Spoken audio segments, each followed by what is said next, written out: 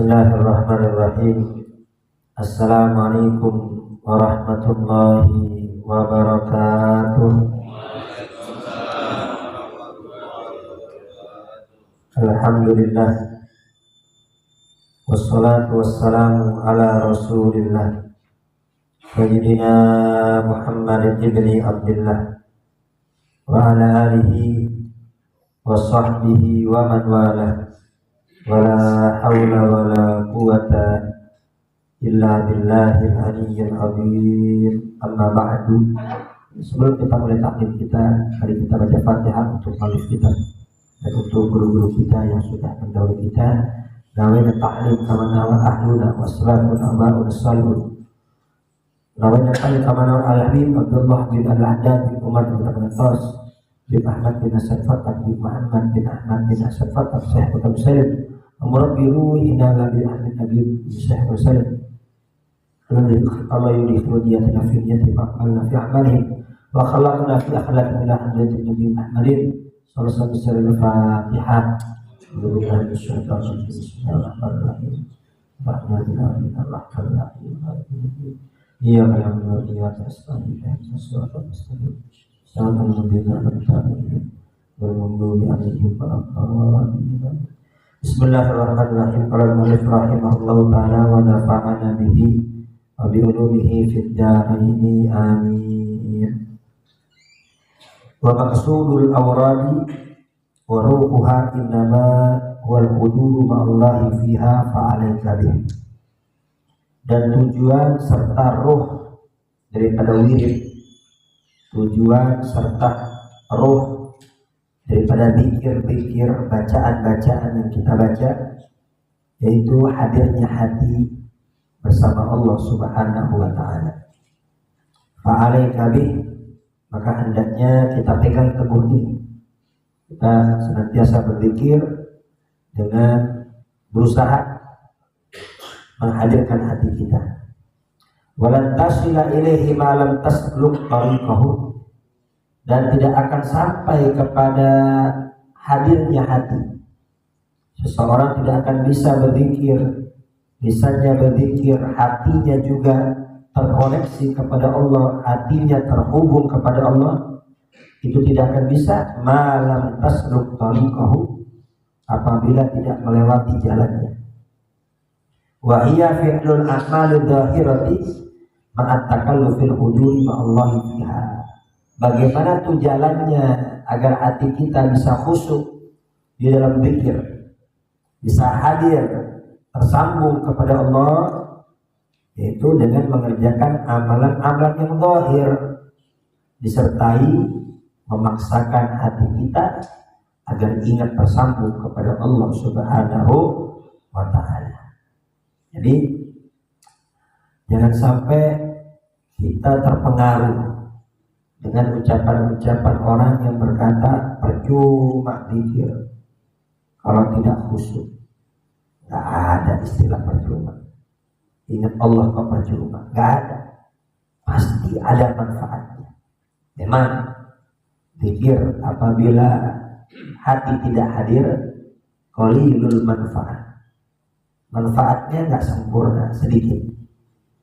Ya. Kemudian asarnya, pengaruhnya juga gak kuat. Jadi jangan dibilang gak ada manfaatnya. Ada manfaatnya tapi gak sempurna. Dikarenakan ada hati yang tidak hadir. Jangan dibilang gak ada pengaruh. Ada pengaruhnya tapi gak besar. Tidak terlalu besar sebagaimana hati yang hadir. Ibarat cahaya, bukannya gak hidup. Hidup itu cahaya, itu lampu hidup, tapi gak terang. Lampunya samar. Ibarat kendaraan, bukannya nggak hidup itu kendaraan, tapi jalannya pelan, nggak kencang, nggak normal. Dikarenakan apa? Ada yang kurang, yaitu hadirnya hati. Dan tidak akan bisa seseorang hatinya khusyuk kalau nggak pernah zikir. Bagaimana bisa khusyuk hatinya kalau nggak pernah zikir? Bagaimana bisa khusyuk dalam sholatnya kalau gak pernah sholat? Jadi jangan sampai kita dengar itu omongan orang percuma sholat kalau gak khusyuk. Terus gimana? Ya udah nggak usah sholat. Nah kapan bisa khusyuknya kalau begitu? Percuma zikir kalau hati nggak sambung kepada Allah. Terus gimana? Ya udah nggak usah zikir. Nah kapan sambungnya? Borok-borok mau hadir hatinya, zikir aja kagak pernah. Borok-borok mau khusyuk sholatnya, sholat aja kagak pernah. Seseorang tidak akan enak membuat nasi goreng kalau nggak pernah ngegoreng nasi. Betul apa tidak? Seseorang nggak bakal enak nyeduh kopi kalau dia nggak pernah bikin kopi. Seduh aja dulu. Ya. Kalau kurang air tambahin, kurang gula tambahin, kalau kebanyakan tambahin airnya. Nasi goreng bikin aja dulu. Kalau nanti kurang pedas tambahin cabenya, sambelnya. Kurang garam tambahin garamnya.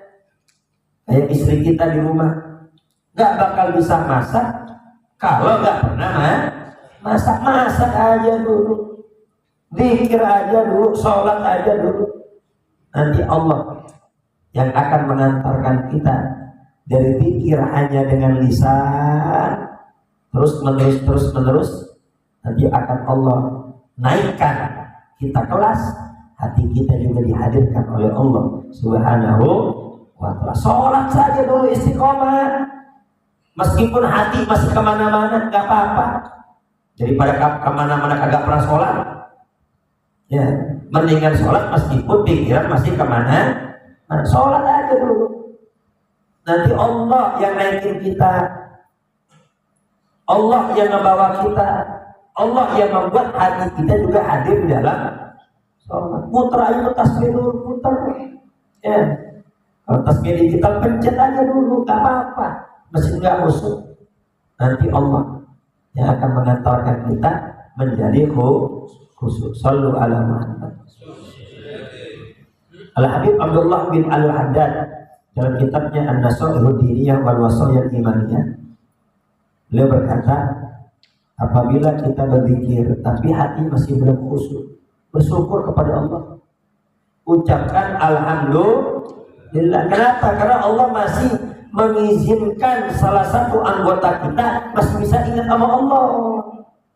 Ini lisan masih Allah izinkan untuk zikrullah, meskipun hati belum. Syukur.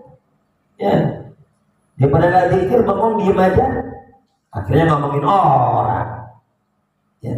Karena kan nggak zikir, akhirnya apa? Gibahin orang, fitnah orang, ngatain orang. Kalau kita zikir, meskipun nggak khusyuk, sekurang-kurangnya dia terjaga dari perbuatan dosa dan terjaga dari perbuatan sia-sia. Sallu ala Muhammad. Dalam kitab Hikam, Syekh Ibnu Athaillah As-Sakandari berkata, orang yang zikir, ya sekurang-kurangnya dia dapat 3 kemuliaan. Orang yang berzikir ingat kepada Allah, sekurang-kurangnya dia dapat 3 faidah. Faidah pertama, faidah zikrullah. Dia bisa ingat Allah. Dan ini berkat fadlullahi wa rahmatuh. Orang bisa ingat Allah itu berdasarkan anugerah dan rahmat Allah.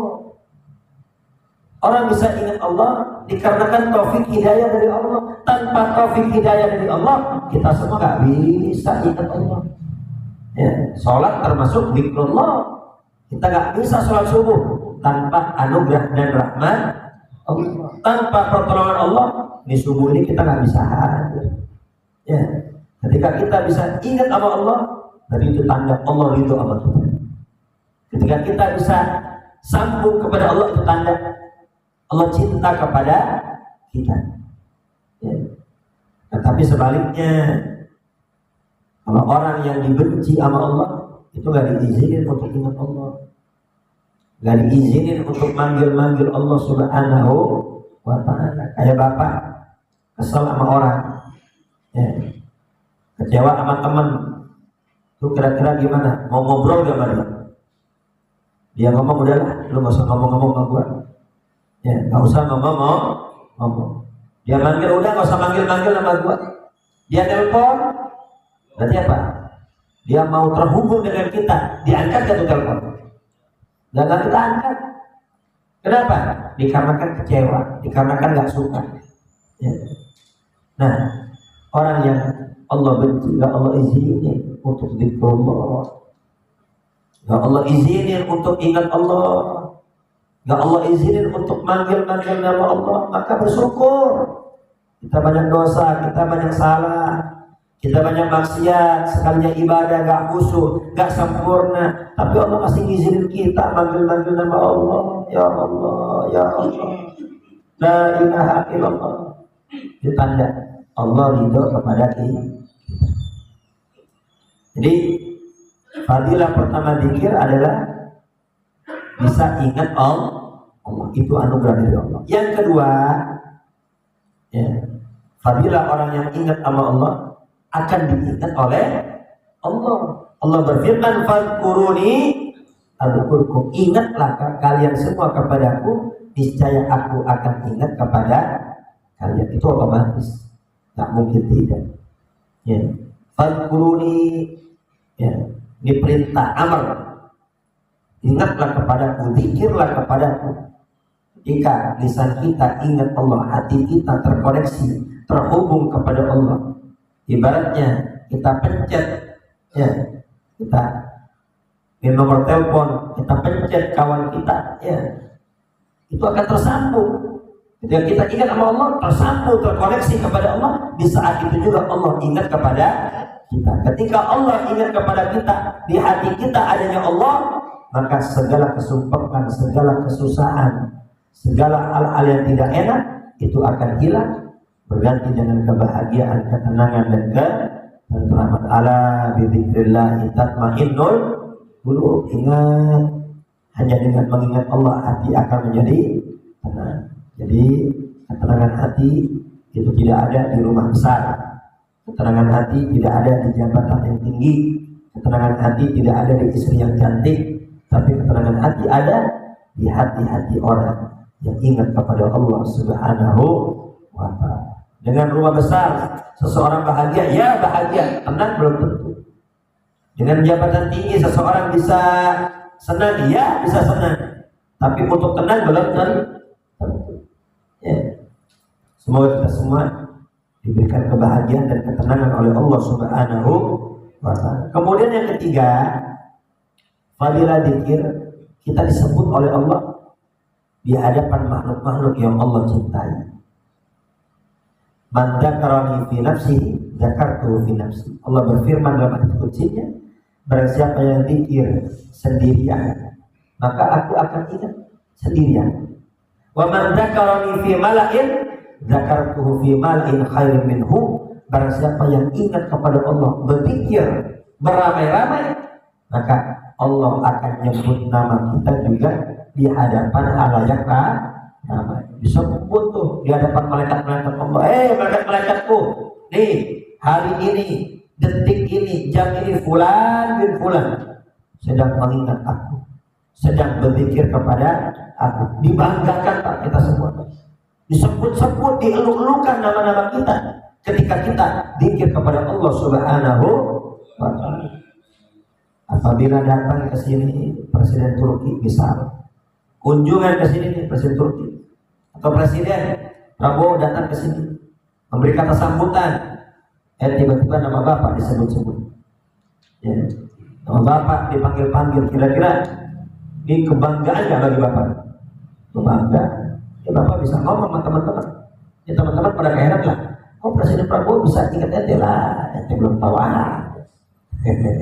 ya, ente belum tahu wah kebanggaan tuh, pede gak Pak? Pede. Ya, ini bagaimana orang-orang yang namanya disebutkan di hadapan malaikat-malaikat Allah Subhanahu wa ta'ala, kenal malaikat. Jadi ahli zikir itu adalah orang-orang yang dikenal oleh penghuni langit. Maka ketika ahli zikir itu wafat, maka itu penghuni langit semua hormat, masuk kubur, malaikat kubur hormat ta'zim, nggak berani gebukin Pak, nggak berani bentak-bentak Pak. Ahli zikir dia tahu ini orang yang senantiasa dibanggakan oleh Allah Subhanahu wa ta'ala, hormat malaikat-malaikat Allah Subhanahu wa ta'ala. Tapi kalau orang nggak pernah zikir, ya nggak ada, ya Nggak ada pandangan malaikat-malaikat Allah Subhanahu wa ta'ala. Shallu ala Muhammad.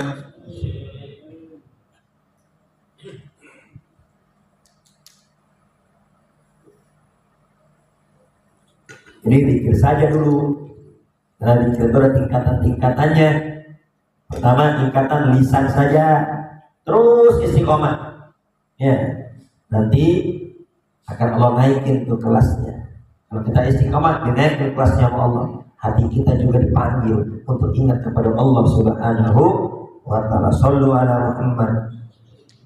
Fa in wadaqta ala hada, jika engkau istiqomah dengan ini, kata Imamul Haddad, kita istiqomah zikir la ilaha illallah di hati kita, ya, tidak ada Tuhan kecuali Allah, tidak tempat meminta kecuali Allah, tidak tempat berharap kecuali Allah, tidak ada yang dikhawatirkan kecuali Allah.